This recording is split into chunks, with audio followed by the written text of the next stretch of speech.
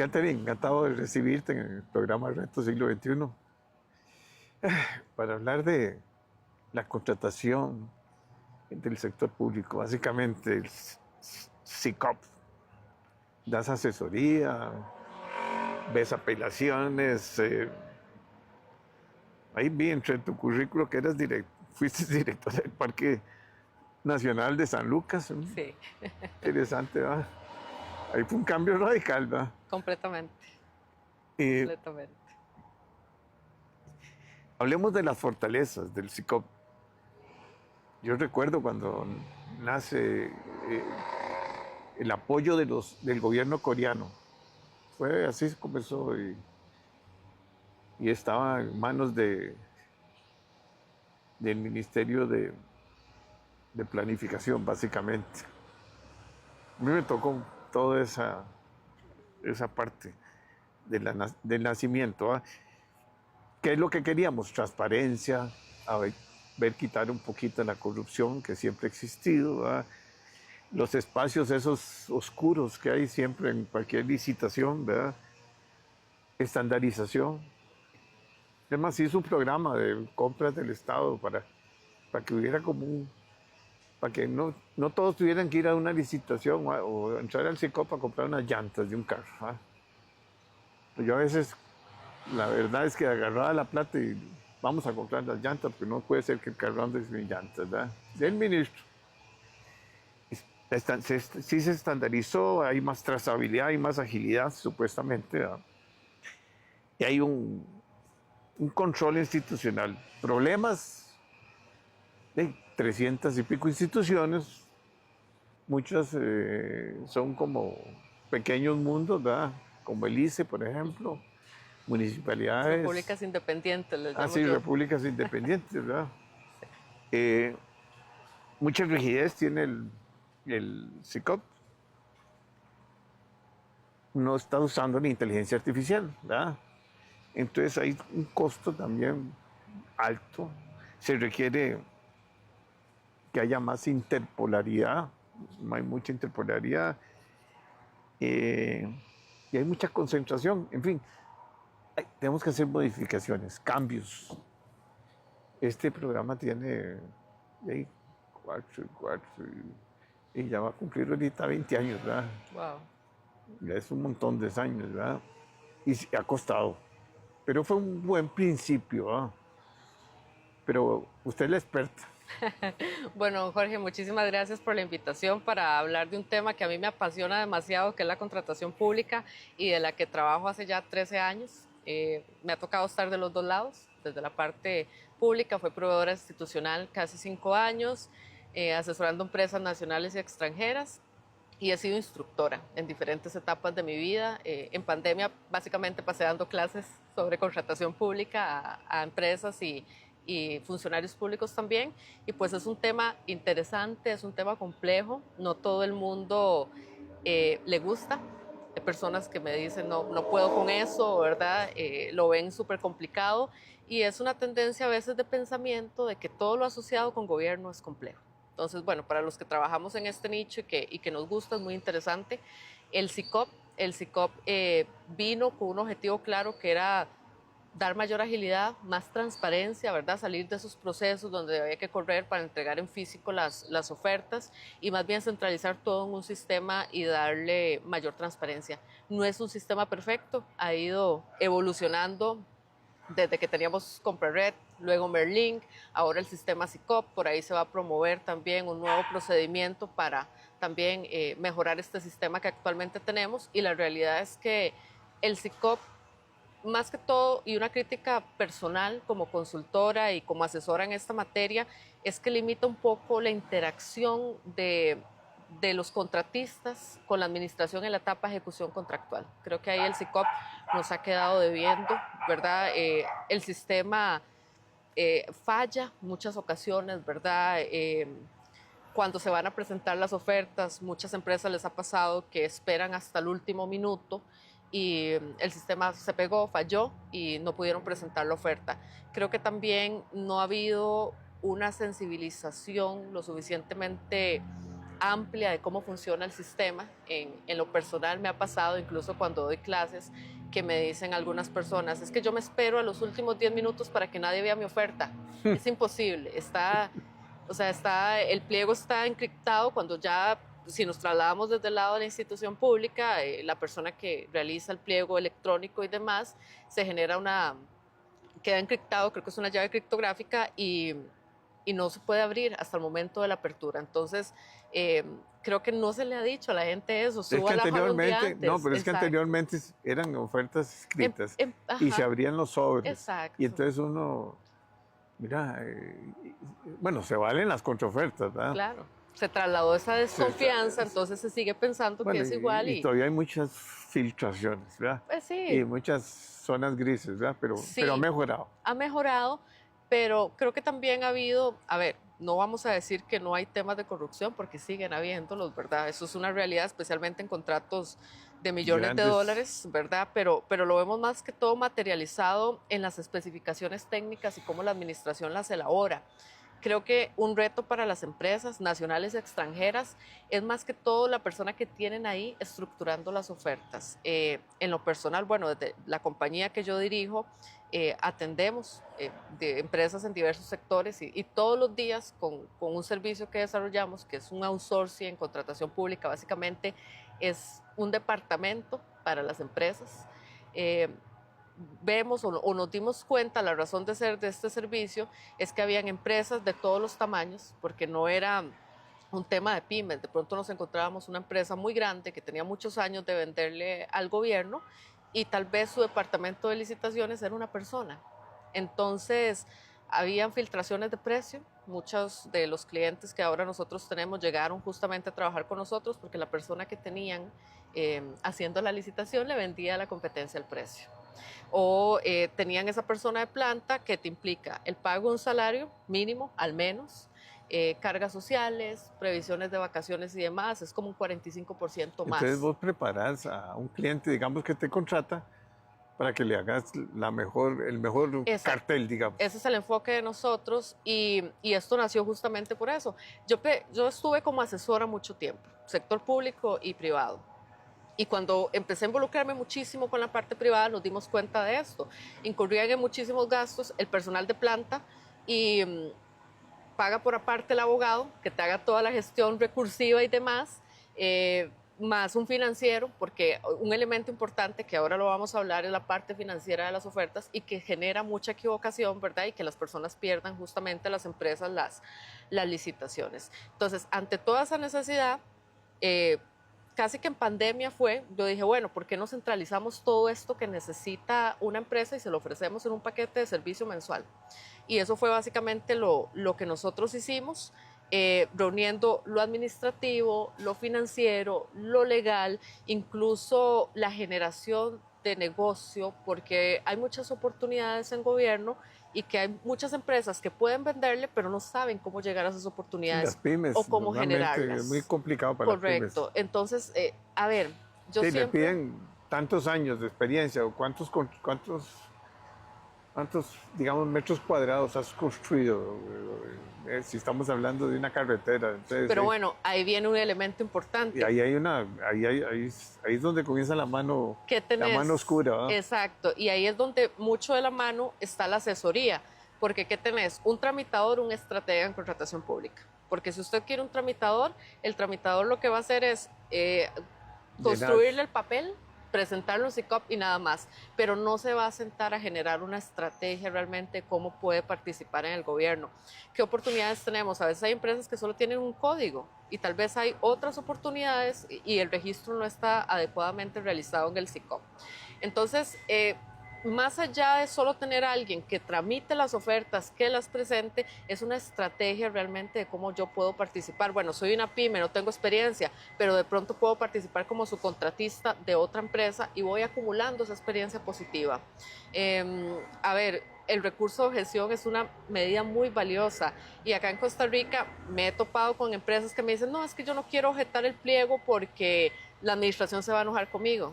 Pero es un derecho que tenés de objetar un pliego que está claramente dirigido a una empresa en particular. Entonces, todo es un mecanismo adecuado para yo poder hacerle ver a la administración que no está bien y que está limitando la libre participación de los oferentes.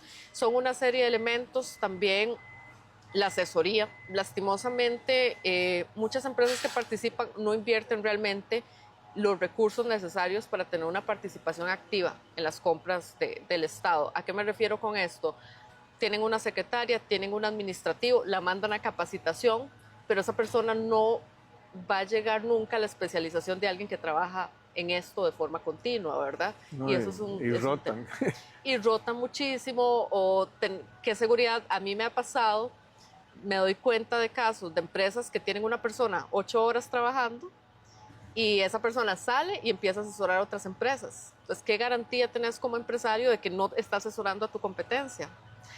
Todos esos elementos fueron los que nos llevaron a nosotros justamente pues a plantear este servicio, a trabajar con contratos de no competencia, y yo les digo a mis clientes que es un matrimonio temporal porque si estamos en ese sector con ese cliente no trabajamos con nadie más, solamente trabajamos con ese cliente y estamos ahí desde la comunicación de la oportunidad hasta la presentación de la factura en el SICOP. Entonces ha sido muy interesante, ya estamos trabajando con bastantes empresas y este ejercicio pues ha sido positivo. La semana anterior me sorprendió un cliente, estábamos en una reunión viendo resultados y me dice, mira, es que pasé de vender $150,000 a gobierno a $5 millones. Y a mí me sorprendió porque empezamos a trabajar en febrero de este año. Entonces, son cosas que alegran porque se logra justamente una constancia y una calidad en la mejora de las ofertas. Lo que sí es importante es que el sistema, el SICOP, bueno, tiene que evolucionar, tiene que cambiar. Con inteligencia artificial se pueden eliminar un montón de requisitos, ¿verdad? De que una constancia que he hecho yo y que no he hecho. Yo me acuerdo porque yo he vivido en la otra parte. Hay casos muy exitosos en España donde se está aplicando mucho la inteligencia artificial, incluso para que generen los términos de referencia las instituciones públicas. Entonces es una guía y es muy interesante porque entonces también son herramientas que se desarrollan, que las utiliza el sector público y van mejorando sus requerimientos, pueden hacer diagnósticos, el tema del mapeo de riesgos. Si nos centramos desde la parte del sector público, no hay mapeo de riesgos. Yo esta semana he tenido la oportunidad de dar clases a personal de un departamento de servicios generales de una universidad estatal y justamente hablaba con ellos la importancia de mapear los riesgos. ¿Qué pasa si un contratista me incumple? ¿Cuál es el impacto que tengo? ¿Cuánto le cuesta eso a la universidad?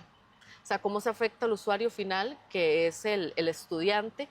Y tener claro, uno compra desde gobierno para satisfacer el interés público. Cada institución tiene un interés público particular y que somos las empresas colaboradores para la satisfacción del interés público, pero que lucramos.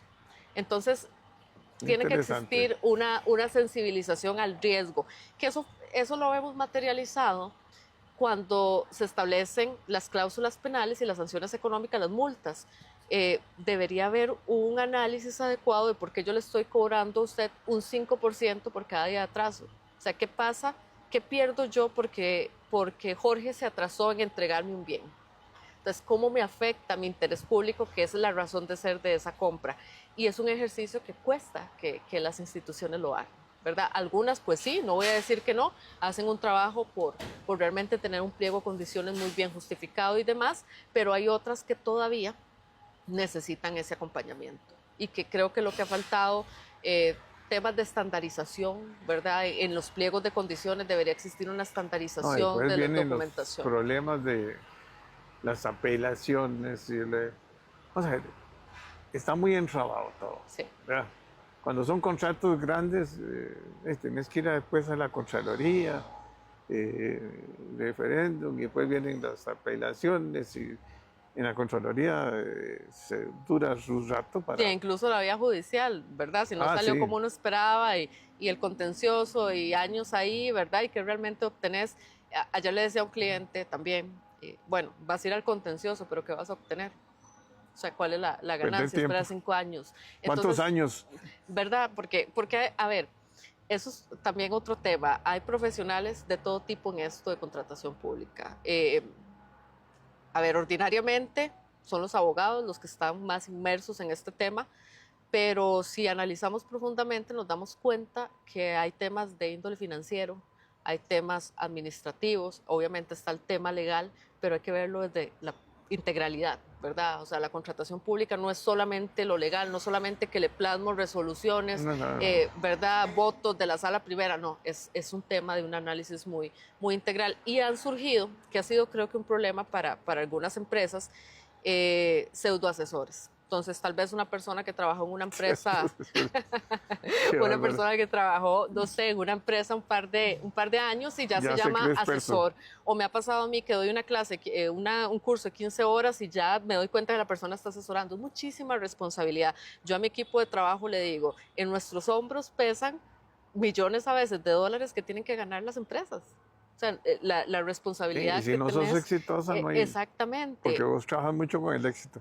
Totalmente. O sea, el que mi cliente gane realmente lo que mide que mi negocio es efectivo. Y ha pasado incluso ahora, a ver, hay cierta gente que te dice, le ofrezco un curso de 3 meses para que pueda ganar contratos con el gobierno y eso Es le más, sacan, hay una institución que capacita, un grupo de, bueno, no sí, sé, pero en fin, aquí lo que tenemos que ver es cómo simplificamos esto, exacto. porque yo estoy frustrado. Yo- Yo creo que eh, es de las eh, dos partes. sí, sí, pero es un problema de, primero, empresarios de pymes, que yo veo que las pymes no pueden llegar a eso. Se les hace muy complicado, Ujú, porque no tienen experiencia, porque no saben, o sea, y nadie las forma en eso, ¿verdad? eso. Nadie las forma. Ujú. Mentira que esos cursos de, ahí, de seminarios de 2 o 3 días ahí en un hotel, eso no. Eso es mucho, hay que hacer experiencia, hay que cometer errores. Hay que cometer errores. Eh, yo me acuerdo cuando yo era muy jovencillo, yo me metí en una licitación de medidores de agua en acueductos alcantarillados. Una inocencia terrible, ¿verdad? Tenía el mejor precio, ¿verdad? Me acuerdo de unos medidores argentinos, pero no era eso, el problema era, había un montón de caminitos que uno no ha recorrido hasta que vaya con el tiempo o con una buena asesoría. Entonces, yo creo que hay que apoyar a las pymes. Sí. Las grandotas, las empresas grandes se saben defender, aunque algunas Hay de todavía no. todo. Hemos Hay de visto de todo. todo. Hemos visto de todo. Eh, la experiencia es la que es importante y el ver, analizar historia. Pero por eso es que hablo yo de la inteligencia artificial. Un poco Sí.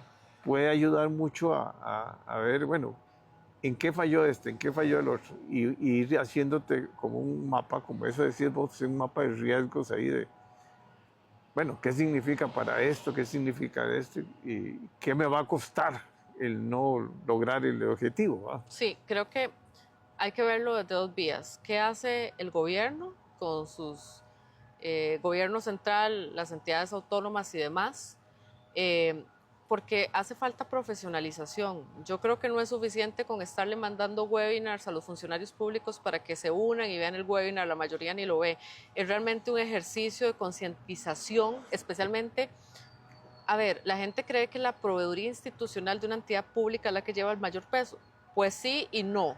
A mi criterio, la proveeduría es un ente técnico asesor en materia de contratación pública, pero son las áreas usuarias, el Departamento de Servicios Generales, el Departamento de Ingeniería, quien gesta la compra y el dueño de la compra, el que define las especificaciones técnicas. Entonces tiene que haber una profesionalización desde las áreas usuarias, estas áreas técnicas, que son las que promueven el Sí, el concurso, concurso. y de la mano con la proveeduría. La realidad es que hay proveedurías que no hay, por A ver, tiempo o por proveeduría la lo que razón hace que es como sea. armar el Exacto, y paquete, muchas ¿verdad? veces no por tiempo, no voy a decir que no porque no quieran, sino por un tema factor de tiempo, cargas laborales, no le brindan la asesoría correcta a las áreas técnicas. Entonces hay ahí como una separación.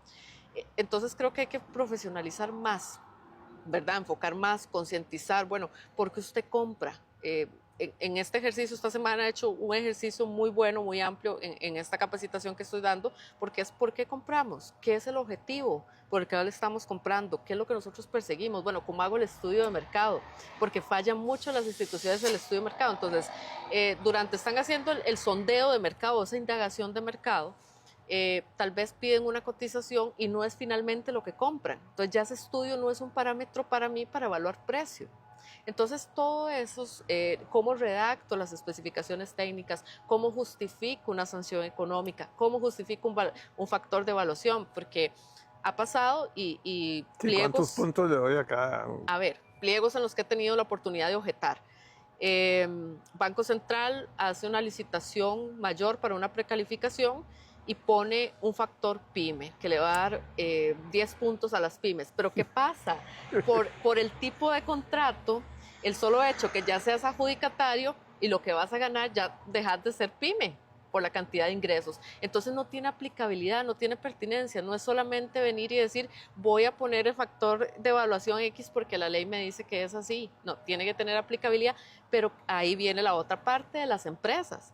Tienen que entender que todo eso lo pueden objetar, que no es que llevo un programa de 3 meses que me vendió X persona, porque nadie puede garantizarle a alguien que va a ganar una licitación. Yo puedo decirle, don Jorge, aquí está la oferta, está bien estructurada, ya indagamos el precio de la competencia, podemos tener una probabilidad de un 90%, pero ese 10 depende a veces de la misma Contraloría, que da un criterio que no esperábamos, de la misma administración que se dio cuenta que tenía un error en el pliego y lo tiene que declarar desierto. No depende 100%, o sea, a veces podemos tener la mejor oferta y hay factores ajenos, y yo creo que eso hay que ser muy sincero con las personas, con las empresas, y decirles, sí, el gobierno es el mejor cliente que uno puede tener, definitivamente el gobierno es el mejor cliente que uno puede tener, pero hay que saber cómo licitar. Mientras tengan presupuesto. Y el principio de riesgo y ventura, que es el riesgo que yo asumo cuando participo en un proceso de contratación pública. Entonces, hay de todo. A ver, a veces hay instituciones que tardan mucho en pagar, hay otras que no. Obviamente uno en su proceso va a ir aprendiendo, va a ir viendo los riesgos como oferente del Estado y lo va a ir poniendo. Pero sí me parece que desde la parte pública hace falta mayor profesionalización y definitivamente desde la parte privada una mejor asesoría. O sea, no creer en esos cantos de sirena que en 3 meses yo le digo cómo va a venderle al gobierno y demás, porque no, y realmente buscar gente que los asesore de la forma correcta. Bueno, Catherine, muy interesante, ¿verdad? Sí. Sí, a mí me tocó del puro inicio, me acuerdo. Y no sé si ahora están preparando otra versión ya de SICOP 2, SICOP 3, no sé. Y si es planificación o no es planificación, o si es hacienda o no hacienda, ¿verdad? Es complejo. Es complejo porque es un mundo muy diferente a la empresa privada.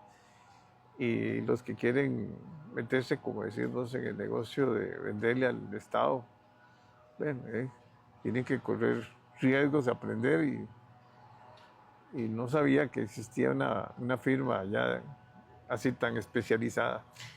Somos la única empresa en Costa Rica que lo está haciendo.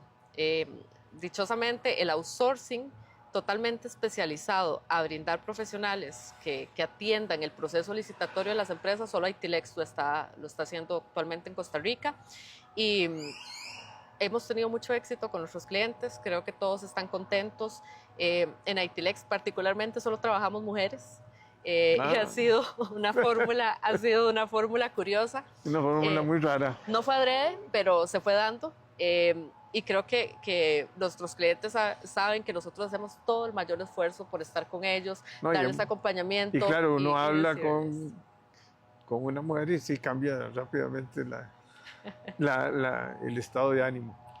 Bueno, muchas gracias. Con mucho gusto, Catherine. Jorge, gracias a usted por la invitación. Encantado. Igualmente.